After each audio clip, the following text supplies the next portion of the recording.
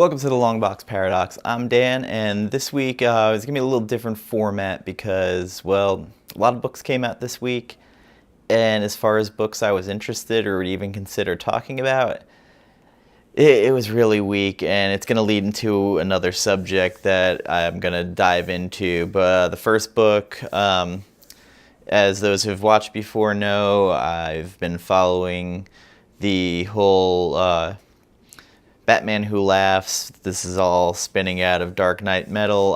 This is a spin-off of Batman Who Laughs about the Grim Knight. Grim Knight is interesting. It's written by Scott Snyder and James Tynion IV, with art by Eduardo Risso, which I will say this is probably the best Risso's art has looked. I was a big fan of his with Azzarello on 100 Bullets, and this book, the art looked very good. It actually looked in some parts almost not like his style. So this book, it starts out dovetailing right off of The Last Batman Who Laughs, where the Grim Knight has taken Jim Gordon and they're in the sewer by Crime Alley. And then it starts going into his origin as kind of a flashback. And it's very much like an alternate reality telling of Year One by Frank Miller, where his dad jumps in front of the bullet, but Joe Chill drops the gun to look for the pearls, and Bruce grabs the gun and shoots him. And as it goes through, they have different alternate reality versions. Like when the bat comes through the window, he grabs a gun off the floor and shoots it as it comes through the window. And he goes, "Yes, Father." The part with he breaks into the governor's mansion. I think it was the governor, or maybe it was the mayor, and he kicks over the fire thing, like, "You've eaten well." Everybody gets lit on fire, and it shows how he used the Wayne tech to kind of use it on his private war on crime, and Jim Gordon in his reality is actually his enemy. It was a cool alternate reality take. It opened up things for this character to at least explain how he became what he became, instead of just being like this weird Punisher Batman running around. There was a great Delato B variant, regular price variant. I really liked it. It was good. That was the one to pick up, in my opinion. The other cover was Jock, I believe, on the A cover. This kept in line with everything coming out. I never understand how the writing duties come down with two writers on it. I don't know if Snyder did the outline and Tynion did the writing. Either way, this was a solid read. It was the one I was kind of looking forward to, just to see, like, I don't know what the how long this character's going to hang around after this, or it's going to be like Batman Who Laughs, where he's going to be, in this reality now and kind of keep jumping in and out of stuff in the Snyderverse, as I call it. It's a buy for me. It definitely, especially if you like Year One, seeing like how they could have spun everything in this different way. And that's now what I was discussing at the very opening of this was, I don't know if it's just me, my tastes have changed, but I really struggled. I couldn't find a Marvel book that I even wanted to review this week. And then I went into a weird ranty space when I saw that Miss Marvel reset again with Magnificent Miss Marvel at #1, which I think this is the third time this book has reset. Spider-Gwen's on 3 resets now, where three different #1s. I see Marvel doing it again, where you just keep going to the well with the #1s. And that brings me to the subject of the retailer Brian Hibbs at Comics Pro. Gave a speech about the problems with the industry right now, and it's something I kind of want to talk about, so you have to pardon me because I'm going to read some of this. So in this, let me read one of the first parts of problems with it. "I can't blame the publishers for trying to meet our demand. If you could get an extra 20% in sales by paying $500 to an artist and doing a plate change at the printer, why wouldn't you? But as with absolutely everything in the post-Heroes World direct market, we lack absolutely anyone willing to stand up and say, no, that's a little too far, to protect us against our worst impulses. All markets need brakes and guardrails." This is basically the greed of the publishers But the retailers, the customers are at fault here. There just needs to just kind of pump the brakes a little bit. National sales are very poor. There are comics in the national top 100 that aren't even selling 20,000 copies. And, 10% of stores have closed, or perhaps as many. The industry is in a weird golden age, but the quality and content is at a nadir. And I will say, and he talks about Marvel in here, where Marvel basically doing a flood the market concept, where they're just pumping out as much stuff as possible. I forget at one point, one thing had 7 covers, and then there's the weird ratio that if you ordered so much of this title, or 100%, 110% of your normal order, you get the privilege to order this cover. It's basically greed at its best. And it really hit me today where, it's just weird that I couldn't find one Marvel book. The only one that almost racked me in, it was because of the cover, was the Conan spin-off book about Belit, the pirate queen. And it's only because there was a Sana Takeda cover that was just awesome. And if you know the name, it's from Monstrous. I've noticed that just it feels like the quality of Marvel books has gone down. There are some standouts. Ta-Nehisi Coates, his run on Captain Marvel has been good. Matthew Rosenberg on Punisher has been doing a good job turning things around after kind of a stagnant run. This post Hydra Cap, the story has been interesting. I've liked Rosenberg's writing. And then what Al Ewing's done with Immortal Hulk, and turning into a horror title basically. But it just feels like everything else, you'll have a couple of standout covers, but the interiors, even when I first started reading, it was during the Jim Shooter era, where there was a little bit of edge. Yeah, they introduced weird characters left and right trying to make a buck during the 90s. Shooter might have even been out by then. But when I first started, Marvel had these great promo things. They had a wall poster, and it was is your child a mutie? Call so-and-so, and it had a picture of one of the Power Pack kids on it. Even DC, at one point, they had ads in Rolling Stone saying, not for kids anymore. And that might be the problem now with the industry, because now you have the price point is way higher than it needs to be, and yet the quality and page count keeps going down. Not all books. Image, and maybe because the creators have more of a stake in it, I feel like there's more creativity going on, because if you do that at Marvel or DC, you don't own it anymore. So that's a problem. A lack of entry point for younger readers now. You can't go into a grocery store much and buy them anymore. It's just not available. Again, I'll keep going to that price point. It's just, for what you get versus what you're paying, there needs to be, even if it means going down in the print quality, there has to be a happy point of price. I feel like $2.95, $2.50 in that area, it's still, I started when it was 75 cents in 86, but you get what I'm saying. It's just bad. So, here's another quote from this. We are a market that took the ashy embers of a medium that hadn't been crushed by Senate hearings and cultural relevance, a medium that had been utterly written off as only viable for subliterate morons, and helped fan them into flame that is now molten core of the greater entertainment industry.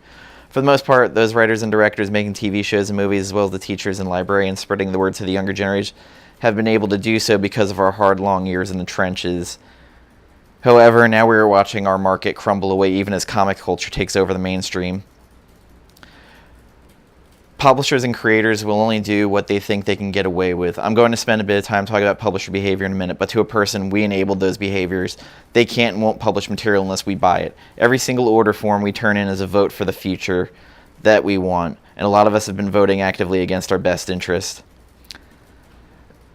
We have, as I see it, two major problems at the publisher level, one of content and one of the amount of product. In terms of content, well, I think we're at a golden age of comics right now, with more amazing material being published than ever before. The base level of quality of our core periodical product and the direct market, the driver of sales and success in a market, both in the superhero universe material as well as most licensed and creator-owned titles, is at a near historic nadir.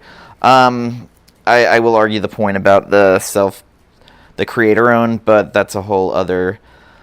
I'm not all convinced that over the last 2 decades or so that even the minimum amount of effort has been put into developing editorial staff and support at the largest publishers. Most editors are desultory at best at that skill set. Instead, publishers have been emphasizing traffic management and corporate synergy as the most important skill to develop. Comics are written to fill arbitrary holes in production schedules rather than be the best stories they can be. Creators are encouraged to write for page counts or pre-scheduled collections rather than crafting each individual periodical piece to be satisfying in and of itself, and only allowing the best of that material to go onto the permanent book format collection. Content is, of course, the thing we retailers can impact the least. Make better comics has been a long battle cry, but it's out of direct wheelhouse. Perhaps the cry should be make better editors. Publishers are treating the customers as superfans who are bottomless ATM machines, but every working retailer in this room can tell you that this doesn't match the reality of our customers. People who want or even can afford this endless barrage of material clumping down in the pipeline is narrowing and hollowing out month after month, and is soon going to hit a number that is probably not sustainable for any of us. I still clearly remember the days when I couldn't order less than 10 copies of anything Marvel might produce. I'm even talking Star Comics like Planetary and Royal Roy. And if it had the Marvel logo on it, it sold. But today, my stores is almost a quarter of Marvel's output from month to month. I no longer have the customer interest to even shelf a single copy. War of the Realms is supposed to be the major Q2 project in 2019, but in the first month alone, they're asking us to buy into 2 issues of the series being released with no sales data, as well as 4 different tie-in miniseries. All 6 of these comics, which are built around the 6-issue storyline, will require final orders from us before we've sold a single comic to an actual reader. Is there anyone in the room that thinks this is good, that this is sustainable, that this will sell more comics to more readers, that this will sell any copies to people who aren't already on board Marvel's periodicals already? So, with that, I've long since held that the company-wide crossover event fatigue has been real. I noticed it heavily with Secret Wars. Besides the fact that it was late, books were launching before the series had ever ended. That ended up being a disaster, and if I recall, Hickman said that pretty much burned him out of doing that kind of book anymore. I do think that possibly a way, because I noticed creative teams, they're not staying on books for long haul. For every Capullo Snyder you get, you'll get another creator who's on for like 4 issues, and they're like, I can't do a monthly book. And I kind of like the way that Image does things, where you keep your creative team, you'll do 5 to 6 issues, short hiatus, trade launches, and then you start really gauging what your interest is in that book, because the trade, as many people hate that people trade wait, I think that's your real barometer of the success of your book at times, of how many people are jumping on after that first, because some people just wait until they can see what it looks like. I do kind of like that format of how they do it, and it also keeps your creatives from burning out. And for like the big 2, I feel like in that hiatus time, they could probably drop like a mini series instead of, having this second series coming out. Like, does Spider-Man need that many freaking titles? You're diluting your IP. It's just not. Even X-Men. Like, there's so many X-Men titles. There's really no reason for it. I don't. Like, two at the max is really what you need, because after that, you're burning out your customer. Your customer wants the best product they can get on one title, not having to pick up 3 and then the stories aren't really jiving. As a longtime customer of over 30 years and working in a comic store for at least 3 years, it's terrible. It's a bad practice. I really think the key is cutting down titles and fixing the price point and getting your creatives to stay on. Because that, for me right now, with Marvel in particular, there'll be a book I'll get onto, like when Moon Knight first relaunched, it was Warren Ellis and I believe Declan Shalvey. I was really into it. And when the team changed, like, there wasn't that much of a drop-off, but still, it bummed me out because I signed on for that particular team. And it went away. So that kind of was a bummer for me. Let's see, what else do we have here? So they talk here, the SKU explosion has expanded out past just number of series, but also the number of covers and variants we offer on those comics. In January 2019, I count a staggering 59% of the SKUs offered were variants and alternate covers. 59%. This is in no way a healthy state of affairs, and exists at every level of the market, from the top at Marvel, where the aforementioned War of the Realms had 17 different covers on the first issue at initial solicitation, and they've also added 8 more at final order cutoff. And of course, we've pre-sold our sets and such. All of this on a $6 comic. A customer who actually wanted all 25 copies of that one single release would be asked to spend nearly $150 on a single issue of a comic. This is not a tenable or rational place for us to be as buyers of non-returnable goods. Even at wholesale price like $68 is far too insane for us to take any risk. This is predatory behavior on the behalf of the largest publisher. It isn't just Marvel, of course. This rotten weakness perpetrates down to the smallest publishers too. Zenescope and Dynamite and Archie and Action Lab, to name just a few, all seem utterly incapable of producing comics without 2 to 5 covers apiece. Listen to me, publishers. This behavior needs to stop. If you can't sell enough copies of your comic to fit your business goals with one single cover, then you probably shouldn't be publishing it in the first place. And to add on to that, DC has been well known for having titles where the sales start going down, and all of a sudden you throw a Josh Middleton or an Art Germ doing the covers on them and to artificially boost the sales. And it works. I'm a sucker for it. You put Josh Middleton or Art Germ on Batgirl or Catwoman, yeah, I'm going to buy it, and I'm part of the problem. I am also part of the problem that I am a speculator, not a heavy speculator, but I do spec a bit. And I mean, that's on us. It really is. But, you know, even if you vote with your wallet and say no, who's to say, like, Marvel's not going to have a 1 in 50 cover that pops out, and all of a sudden on the secondary market, because there's not many of it, everybody starts chasing it. And I'm sure they notice when someone's chasing it, and all of a sudden, a couple of months later, you're going to see that same ploy again. But this time, at final order cutoff, people are actually going to buy those books to get that cover because you start chasing the almighty dollar. Anyway, I don't want to drag on and on about it, but I thought this was a good thing to talk about. It's something that some people are interested in, and if you'd like to read more about it, just Google Brian Hibbert retailer Brian Hibbs. Comics Beat has an article with Heidi McDonald. She chronicles the whole thing. If you just Google Brian Hibbs Comics Pro, you'll get the whole article. Again, this is something I want to touch on because I had this weird thing with Marvel today going through the books, and it kind of irritated me. And then I've been complaining about the quality of the art in their books. Like, how the hell can you put out Captain Marvel with her having a movie out and then having bad art? I want to say they're a professional artist. I don't want to crap on their art. But why didn't you have a star artist or someone in, you know, up-and-comer in your bullpen that could help sell that book even more? But now you're using subpar art and the movie is a crutch. The only thing I can say is that the A cover showed the actual cover, the art from the book, so you knew what you were getting into. Unlike with most covers, you get this dynamic cover, and then you open up the book, you're like, that's okay. Anyway, thank you for hearing me rant about this subject. It's something that I have a group of friends that we've talked about. I'm not much of the doomsayer of, the bubbles coming crashing again.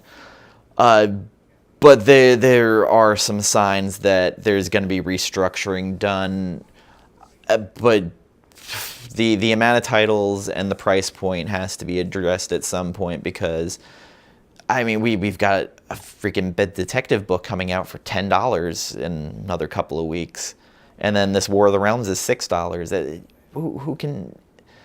I mean, yeah, great. You have a little extra money, but do you really want to be spending it on this?